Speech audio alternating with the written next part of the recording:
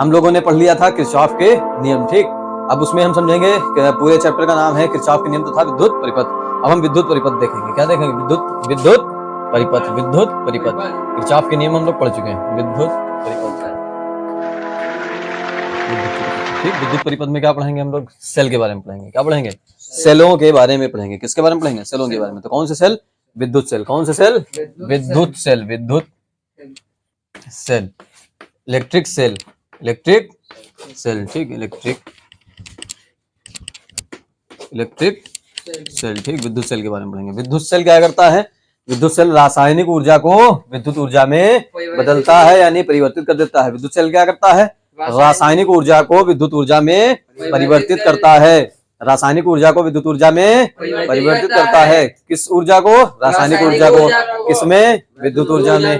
तो सेल देखा होगा, घड़ी का सेल। घर में घड़ी का जो बड़ी घड़ी होती है, यानी वो जो हाथ वाली घड़ी होती है, बाकी बहुत जगह देखा होगा, रेडियो में सब में सेल होता है। मतलब इस प्रकार से सेल देखा होगा बना, ऐसे सेल होता है ना घर पर। ये टोपी मतलब ये छोटा वाला सेल देखा होगा, ये ऐसे सेल होते हैं। लेकिन यहाँ हम लोग अंदर उसके पढ़ने जा रहे हैं, तो यहाँ पर स्ट्रक्चर ऐसा ना दिखाते हुए हम तुमको बदल के दिखाएंगे कि कैसे सेल का मामला, कैसे स्टार्टिंग होती है, कैसे बनता है, ठीक। तो विद्युत सेल में क्या करते हैं हम लोग? एक लेते हैं बीकर, एक कुछ भी लिया, उसमें क्या भर दिया? विद्युत अपघट्य। क्या भर दिया? विद्युत अपघट्य भर दिया। क्या भर दिया? विद्युत अपघट्य। विद्युत अपघट्य विलयन भर दिया। विद्युत अपघट्य क्या भरा? विद्युत अपघट्य। विद्युत अपघट्य, अपघट्य, विद्युत अपघट्य भरा। इसमें क्या भरा? विद्युत अपघट्य। अब हम क्या करेंगे? इसमें क्या मिलाएंगे? इसमें हम दो रॉडें डिबोएंगे। दो क्या डिबोएंगे? छड़। क्या डिबोएंगे? छड़। जब ये छड़ इनको डिबोएंगे इनमें, ठीक, तो उसको उस अवस्था में क्या कहेंगे? इसको इलेक्ट्रोड। क्या कहेंगे उस अवस्था में? इलेक्ट्रोड कहेंगे। क्या कहेंगे? इलेक्ट्रोड। एक को हमने जोड़ा किससे? प्लस से। एक को जोड़ा माइनस से। एक को जोड़ा प्लस से, एक को जोड़ा माइनस से। तो ये इलेक्ट्रोड है मामला। इलेक्ट्रोड का थोड़ी छोटी कर लेते हैं, ठीक। तो एक को प्लस से जोड़ा, एक को माइनस से जोड़ा। अंदर क्या पड़ा है? विद्युत अपघट्य विलयन पड़ा है। क्या पड़ा है? विद्युत अपघट्य विलयन पड़ा है। और ये तुम्हारा बीकर है। बीकर में दो हमने छड़ें डुबोई। ये छड़ें जब हैं किसी धातु की छड़ होंगी, ठीक। ये क्या होंगी? किसी धातु की, इलेक्ट्रिक में सी। ये क्या होंगी? किसी धातु की छड़ होंगी। क्या होंगी? ये किसी धातु की छड़ होंगी, ठीक। अब ये धातु की छड़ है, अंदर कोई विलयन है, तो उस अवस्था में इसको क्या कहते हैं? इलेक्ट्रोड कहते हैं। इसे कोई भी लकड़ी डुबोने से इलेक्ट्रोड वो नहीं बन जाएगी, ठीक। तो इलेक्ट्रोड जब किसी मतलब धातु का विलयन है, जब उसी विलयन में उसी के धातु की छड़ को डुबोते हैं, तो विद्युत उसको इलेक्ट्रोड कहते हैं, ठीक। तो विद्युत अपघट्य था और उसमें क्या थी? इलेक्ट्रोड थी। विद्युत सेल की परिभाषा समझ आई कि विद्युत सेल क्या करता है? रासायनिक ऊर्जा को विद्युत ऊर्जा में परिवर्तित कर देता है। तो आप इसको बना सकते हैं। अब इसमें किसका किसका इस्तेमाल किया जाता है? विद्युत अपघट्य और इलेक्ट्रोड। विद्युत अपघट्य इलेक्ट्रोड का इस्तेमाल किया जाता है। और बनेगी किसे? मान लो यहाँ पर क्या है? केमिकल जब इधर से उधर जाएगा तो वो क्या करेगा? रॉड पर चलेगा, रॉड पिघलेगी तो क्या करेगा? एक एनर्जी हमको देगा, जिसको ये हम तारों के जरिए से प्राप्त कर लेंगे, ठीक। तो इसको आप लोग नोट कर सकते हैं। अब हम लोग देखेंगे अगला। अब क्या है कि इसमें हम क्रिया की अगर समझने की कोशिश करें, तो विद्युत अपघट्य था, ये क्या था? इलेक्ट्रोड था। तो इसको लिख रहे हैं हम इलेक्ट्रोड था। ये क्या था? इलेक्ट्रोड है। ये ध्यान रखना, इलेक्ट्रोड, ये, ठीक।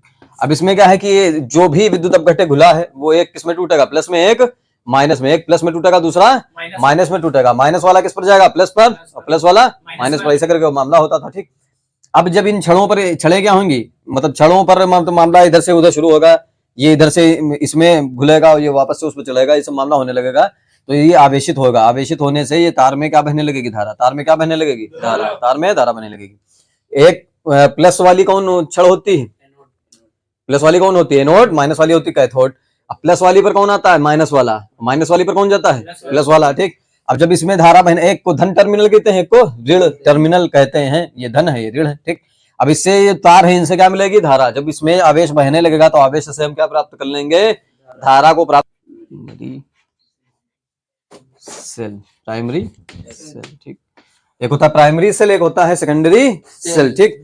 तो प्राइमरी सेल और सेकेंडरी सेल, दो सेल होते हैं। तो प्राइमरी सेल में क्या होता है कि जो विद्युत अपघट्य इसमें दिया है, उसको दोबारा हम मतलब उसको आवेशित नहीं कर सकते, उसको आवेशित दोबारा नहीं कर सकते। एक ही बार वो जो जितनी धीरे धीरे ऊर्जा दे रहा है वही देगा। उससे जो भी तुमको जैसे घड़ी वाला सेल देखा होगा तुमने, वो क्या करता है कि एक ही बार देता है फिर खराब तो उसको फेंक देते हैं, उसको क्या करते हैं, फेंक देते हैं। एवरेडी के जो सेल आते हैं तो चार्जेबल आने लगे हैं, वो द्वितीयक की श्रेणी में जाएगा। फिलहाल जो चार्ज नहीं हो रहा है वो किसमें आएगा, प्राथमिक की श्रेणी में। ठीक, अब जो अंदर इसके जो मटेरियल भरा था, ये सेल है कोई, इसके अंदर जो मटेरियल भरा था विद्युत अपघट्य और जो इलेक्ट्रोड थी सब, उसको दोबारा हम कहीं से आवेशित नहीं करवा सकते, ना ही विद्युत अपघट्य का हम आदान प्रदान कुछ कर सकते हैं। तो सेल क्या हो जाता है बेकार, तो इसको क्या कहते हैं, प्राथमिक सेल। क्या कहते हैं, प्राथमिक सेल। ठीक, आवेशित किया जा सकता है उसमें कोई, हाँ इसमें विद्युत अपघट्य को पुनः आवेशित किया जा सकता है। तो बैटरी जो काम करती है, वो जो सेल होते हैं बैटरी में, वो इसी प्रकार से काम करते हैं। बार बार उनको हम क्या करते हैं, आवेशित कर देते हैं, वापस से फिर वो चार्ज होने के बाद चलने लगते हैं। तो वो होते हैं द्वितीयक सेल, जिनको सेकेंडरी सेल के नाम से भी जाना जाता है। तो हम भाषा बोल रहे हैं, अगर किसी को ना समझ आई हो तो लिख सकता है। प्राथमिक सेल में क्या है, इस प्रकार के सेलों में विद्युत अपघट्य को एक बार उपयोग में लाने के पश्चात पुनः आवेशित नहीं किया जा सकता, जो हमने बताया था सेम बात, लिखना जो चाहे लिख सकता है। ठीक, इनमें रासायनिक क्रिया अनुत्क्रमणीय होती है, जैसे Leclanche cell, Daniell cell, voltaic cell आदि। ठीक, द्वितीयक सेल में क्या, सेकेंडरी सेल में प्राथमिक सेलों में होने वाली क्रियाएं अनुत्क्रमणीय होती हैं।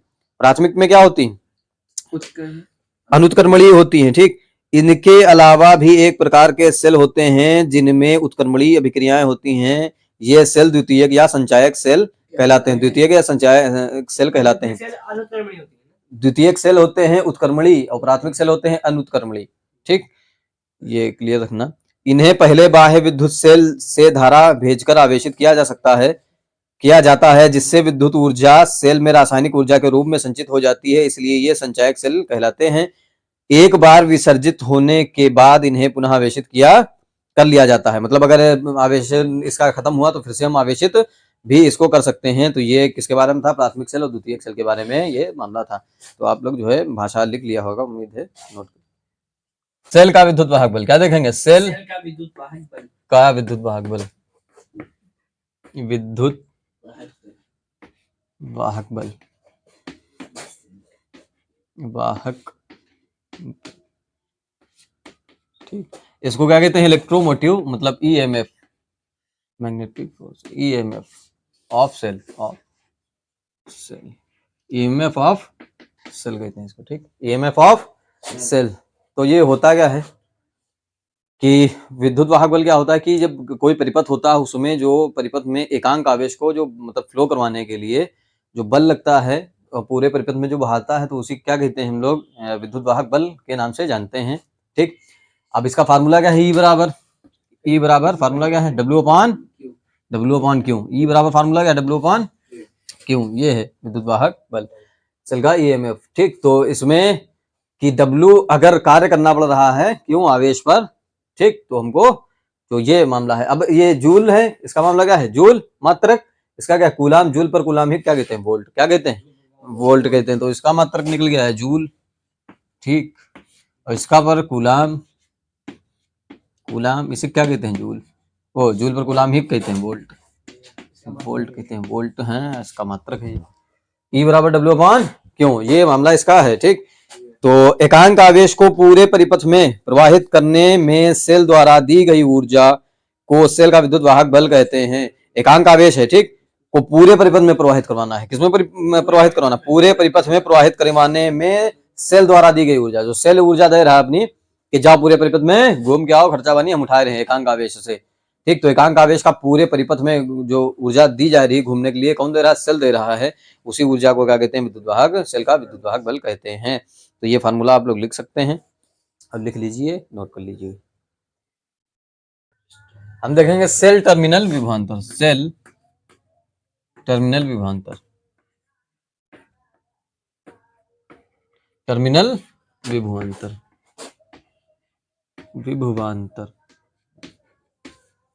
सेल टर्मिनल विभवांतर। ठीक, टर्मिनल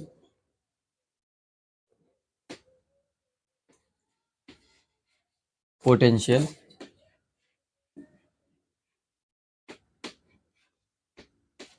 ऑफ अ सेल, ठीक, terminal potential of a cell. तो ये होता है इसका मामला। ठीक, तो सेल टर्मिनल विभवांतर क्या होता है, एकांक आवेश को एक टर्मिनल से दूसरे टर्मिनल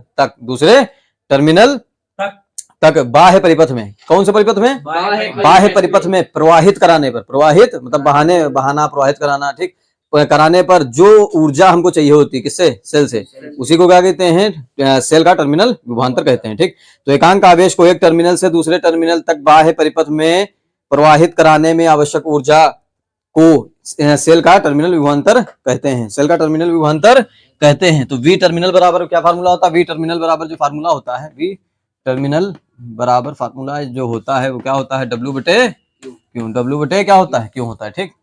एक और फार्मूला हम लोग पढ़ चुके हैं, वी बराबर आर आई वाला, वी बराबर आर आई या आई आर, वी बराबर आर आई या आई आर। तो हम ये यहाँ पर रख देंगे अगर, तो क्या हो जाएगा, आई आर बराबर आई, आर बराबर डब्ल्यू बटे क्यू। ये फार्मूला निकल के आएगा, एक फार्मूला ये निकल के आएगा। इससे हम क्या निकाल सकते हैं, डब्ल्यू भी निकाल सकते हैं, क्यू भी निकाल सकते हैं, आई भी और प्रतिरोध भी, धारा भी, प्रतिरोध भी, कार्य भी और आवेश भी निकाल सकते हैं। इसको इधर भेज देंगे, डब्ल्यू बराबर फार्मूला, आई को बटन भेज देंगे, आर बराबर फार्मूला। तो कई फार्मूले इससे बना सकते हैं हम लोग। तो ये क्या था, टर्मिनल, सेल का टर्मिनल विभवांतर था। तो टर्मिनल विभवांतर में बस यही ध्यान रखना है, सेल विद्युत परिपथ में क्या करते हैं, सेल एक मतलब टर्मिनल विभवांतर को में क्या करते हैं, एकांक आवेश को एक टर्मिनल से दूसरे टर्मिनल तक प्रवाहित करवाते हैं। क्या करवाते हैं, प्रवाहित करते हैं। वो भी कौन से परिपथ में, बाह्य परिपथ में। बाह्य परिपथ में प्रवाहित कराने पर जो ऊर्जा को जरूरत होती है, नीड होती है, आवश्यकता होती है, उसे क्या कहते हैं, सेल का टर्मिनल विभवांतर उसको कहा जाता है। तो इसको आप लोग नोट करिए।